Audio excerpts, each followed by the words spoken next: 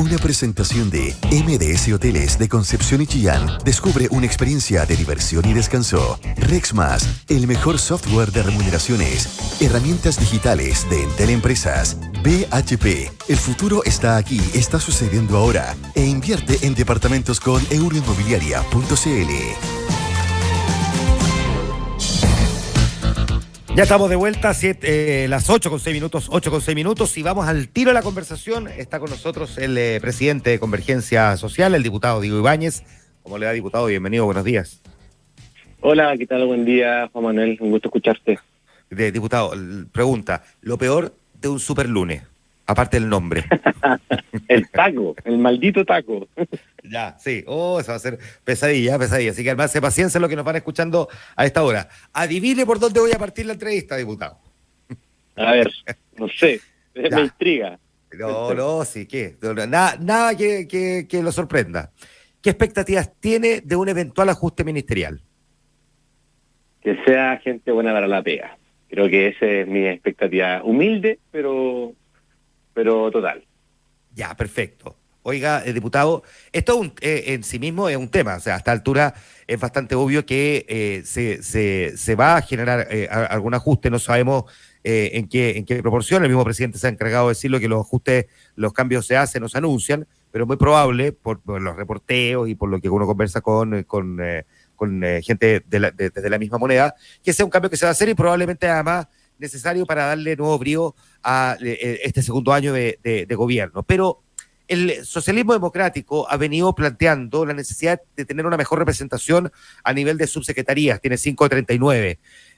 ¿Usted cómo mira eso? Porque más subsecretarías para el socialismo democrático son menos para Prodignidad, su sector. Mire, yo creo que primero que todo un ajuste es natural cuando ya hay un año de gobierno, de experiencia, de ejercicio de los equipos ministeriales, de las secretarías, y claro, es una decisión que le compete al presidente. Yo no soy de la idea de tratar de andar presionando por cubos más, cubos menos. Me da la impresión de que ese ejercicio es un trabajo de articulación, porque entendemos que hay varias identidades políticas dentro del gobierno. Es un ejercicio de articulación que debe darse siempre, independiente del color político al cual pertenezca la autoridad, para hacer bien la pega. Recordemos que en el Congreso tenemos un 42% oficialismo en la Cámara de Diputados, un 38% en el Senado, y dentro de estos porcentajes hay una atomización, un fraccionamiento, tanto en derecha como izquierda, inédito que nos había dado en la última década. Tenemos una política que está muy atomizada, incluso dentro de los partidos. Entonces es súper complejo poder articular estos esfuerzos para crear mayorías que tienen que ser transversales para empujar adelante tu programa. Entonces, independiente del partido, si es que nuestros socios están señalando que quieren más presencia, bueno, eso tendrá que ser una decisión presidencial, pero más allá de aquello es la articulación entre quienes piensan distinto, diferente, con matices, para ponerlos al servicio de un propósito común, que creo que eso es la clave para que un gabinete funcione correctamente. Ahora, este desafío que usted plantea, diputado, implica inevitablemente un ejercicio que a usted le corresponde no como parlamentario, sino que como presidente de un partido, que es básicamente el pelear porque su partido quede bien representado dentro del gabinete. ¿Cómo compatibiliza esta descripción que usted hace con probablemente la presión propia que debe sufrir el presidente de un partido respecto de que esa colectividad no pierda protagonismo dentro del gabinete? Yo no voy a pelear por nadie por cubos más, cubos menos. Yo lo que quiero pelear es la lealtad a un programa de transformaciones. Tenemos ahora en esta semana la votación de la reforma tributaria. Hay varios matices, varias indicaciones que se han puesto de todos los sectores políticos. Allí hay que ordenar en la casa y hacer que esta cuestión salga adelante para que en el Senado pueda ser tramitado rápidamente. Las 40 horas que están en el Senado, la reforma de pensiones que pretendemos también votarla durante el primer semestre. Entonces, esta es la pelea central. Ahora, el presidente es parte de nuestra colectividad y nosotros siempre hemos manifestado. Nosotros jamás queremos ser un peso para la historia de este gobierno, sino al contrario, ser una contribución, y en ello nos vamos a cuadrar completamente con la decisión que tome presidencia. Así que si es que se trata de pelea, Juan Manuel, yo voy a pelear por el programa, no por cupo. Y esa es nuestra actitud, al menos como Convergencia Social. Ya, eso se comprende y probablemente se agradece en política, pero inevitablemente a usted le va a generar un problema entonces si es que el partido queda menos representado dentro del mismo partido. La verdad es que no, para mí no genera ningún problema. Ya. Déjame, para terminar con el tema del cambio de gabinete, en el proceso de estas discusiones hemos visto quienes desde el socialismo democrático dicen que si bien es cierto, no es menos cierto, como que no quieren comentar nombres, pero automáticamente le plantean algunos ministerios que deberían salir. Eh, yo no le voy a pedir a usted que me diga, porque va a ser pérdida de tiempo probablemente en esta entrevista, que me diga dónde consideraría usted que debería que hacer ajustes importantes, pero sí déjeme preguntarle por la actualización del programa de gobierno. La misma ministra del Interior lo dijo hace un poco más de una semana en una entrevista con el diario Mercurio, y es una frase que hemos venido escuchando de quienes hablan de una actualización del programa, que muchos interpretan como más bien un giro hacia la centroizquierda del programa de gobierno. ¿Cómo mira usted esa discusión? Y esa actualización del programa de gobierno quede graficada en ese ajuste ministerial. Yo creo que el gobernar es justamente aunar criterios entre quienes piensan distinto con un propósito que es el interés público. Hoy tenemos una minoría en el Congreso, eso lo he señalado siempre. Esta correlación, ese tablero donde tú eres minoría en el lugar donde se tramitan las leyes, naturalmente hace que tu programa tiene una línea de trabajo inicial.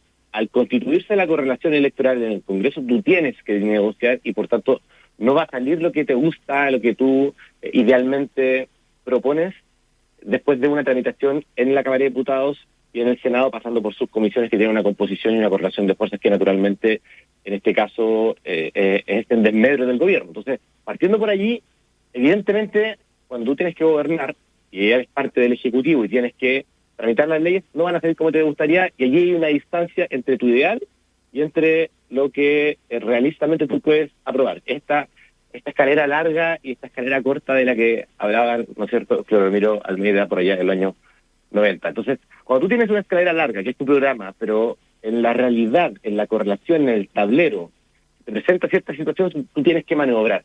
Si no maniobras, si no dialogas, tú estás renunciando a la política y a hacer posible que las transformaciones que tú propusiste sean y se empujen lo más allá posible. Entonces, partiendo por ahí, yo diría que más que un cambio de rumbo, como lo quieren señalar, es parte del trabajo político natural que tiene que hacer un gobierno. Recordemos que, por ejemplo, no sé, estoy hablando en abstracto a propósito de los nuevos gobiernos latinoamericanos que ingresan en esta nueva época. Lula tiene una minoría absoluta en el Congreso. Sí, claro. El presidente de Colombia tuvo que generar una alianza con la centro-derecha para sostener también su reforma tributaria que fue aprobada de manera general. Entonces, es una cuestión natural que ocurre en procesos de cambio, de transformaciones, donde tienes que ir dialogando y poniendo en común con quienes no están de acuerdo con tu programa los intereses que están detrás de la reforma de pensiones, por ejemplo, que es mejorar las pensiones, tratar de aumentarlo en un 40%, o la reforma tributaria, que es recaudar 4 puntos del PIB. ¿Cómo hacer que se recauden 4 puntos del PIB? Bueno, hay que ingeniársela y esa es parte del trabajo político.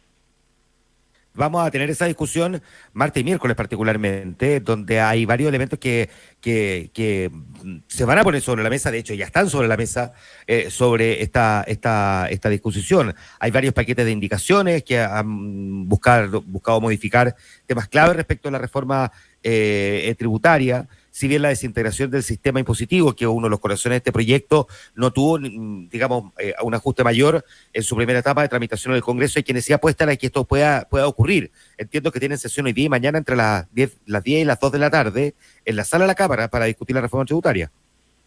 Así es, hoy en la mañana se instala la comisión de expertos, en la tarde tenemos el Congreso a eso de las 4 de la tarde, el día de mañana y pasado mañana se discute en particular la reforma tributaria. Y también vamos a estar revisando la agenda durante todo el mes. Hay reunión de comités en un ratito más y ello va a determinar la tabla para irnos a trabajar ahora. Yo creo que va a ser un año que va a ser muy, yo diría, el año pasado fue un año de estabilización de una crisis. Veníamos saliendo de una pandemia, una inflación brutal a producto de la guerra en Europa. Tenemos una situación escolar que viene derivada de 2 años de encierro, Entonces, un año de intentar estabilizar la situación, y hoy creo que toca este año intentar avanzar esas transformaciones que poco a poco fueron debatiéndose durante el 2022. Y creo que esa es la clave, particularmente de este año, construir una transversalidad que nos permita, al calor también del debate constituyente que se va a dar desde el 7 de mayo en adelante con la elección del Consejo Constitucional, reformas que permitan decirle a la ciudadanía que la política es capaz de hacerse cargo hoy de los dolores de la sociedad, y creo que en ello se juega también la legitimidad de las instituciones que están en una crisis profunda, pese a que ya tú no ves protestas en la calle, tú no ves quizás la revuelta, evidentemente, pero hay una crisis de legitimidad que es profunda, que es como ese topo de la historia que en algún momento asoma la cabeza y nadie lo vio venir. Ahora, ¿cómo se consigue lo que usted plantea con la lógica de que usted también ha señalado varias veces, de que este gobierno no tiene mayoría en el Congreso? Por ejemplo, en la reforma tributaria es inevitable que van a generarse, digamos, negociaciones donde el gobierno algo va a tener que ceder. Es interesante esa pregunta, porque uno en política cree que esto es como una barra brava, donde cada uno agarra su plumero de su color y se pone a gritarle al de frente. Yo creo que todavía hay espacio. Ojalá las barras bravas usaran plumero, ojalá las barras bravas usaban plumero nomás, diputado. Sí. Claro, y no como algunos por ahí. Claro. Yo creo que todavía, mira, durante febrero tuve la oportunidad de ir a Perú. Estuve una semana en Perú conversando con distintos actores y hay una diferencia sustantiva entre una cultura republicana en Chile, pese a que a veces nos imaginamos que Chile, la política es lo peor. Miremos también los países hermanos. Me da la impresión de que, a diferencia de Perú, en Chile tenemos todavía un espacio para el diálogo, para sentarnos, para la racionalidad política y para el ser convencidos. Y yo creo que una de las labores que le toca al gobierno es convencer al adversario de que las propuestas que estamos empujando dicen relación con una mejora en la calidad de vida de la y los chilenos, y eso también es lo que yo creo que va a estar un poco en el debate más ideológico de lo que significa el Estado Social y Democrático de Derecho, para poder avanzar en transformaciones que le digan a la gente que la política sirve de algo, porque si no, cerramos por fuera y no nos sorprendamos después que en la academia salga que un modelo autoritario tiene la misma aprobación que un modelo democrático. Creo que ese es el peligro que finalmente en este siglo nos jugamos cuando estamos haciendo política institucional. A medida que vayan avanzando las discusiones legislativas, vamos a volver a conversar, diputados. Así que le quiero agradecer el que haya estado estos minutos con nosotros en esta hora de actualidad aquí en Ahora es Cuando. Sí, un abrazo a ustedes, que estén muy bien. Buenos días. Gracias, diputado. Que esté muy bien. Conversamos con el diputado Diego Ibáñez, presidente de Convergencia Social, 8:18 minutos.